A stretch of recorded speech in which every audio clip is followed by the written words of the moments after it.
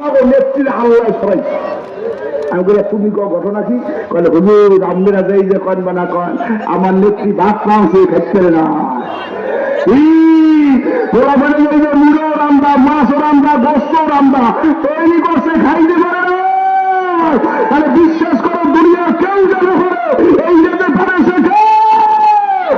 ঘরের পানিতে মাছ শিকার করি ওরা জমিন হত্যা আল্লাহর জমিন হত্যা তারা দেবে আল্লাহ হেফাজত করবে দিতে পারি আমরা আল্লাহর জমিনে আছি আল্লাহ তো খালি আল্লাহর জমিনে থাকতে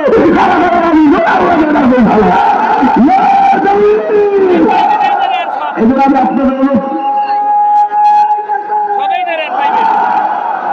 এজন্য আমি আপনাদের অনুরোধ করি আমরা দুনিয়াতে যতদিন থাকবো কোরআন বুকে নিয়ে থাকবো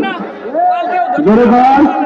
গ্রামের যারা পড়তে পারেন না পড়াইতে পারেন না একটা কোরআন শরীফ কিনবেন সকালে একটা সময় খাইবেন বুকে লাগাইবেন না বুকের উপরে যদি একটা নৌকা বন্ধ খায় মানে দেখলে কি করে বলেই তো বলবো মাশাআল্লাহ যদি একটা ধানের শীষ খায় বিএনপি নাঙ্গল খায় কথা হয় না যদি একটা হাত পাওয়া খায় কথা হয় না যদি একটা দাড়ি পাল্লা খায়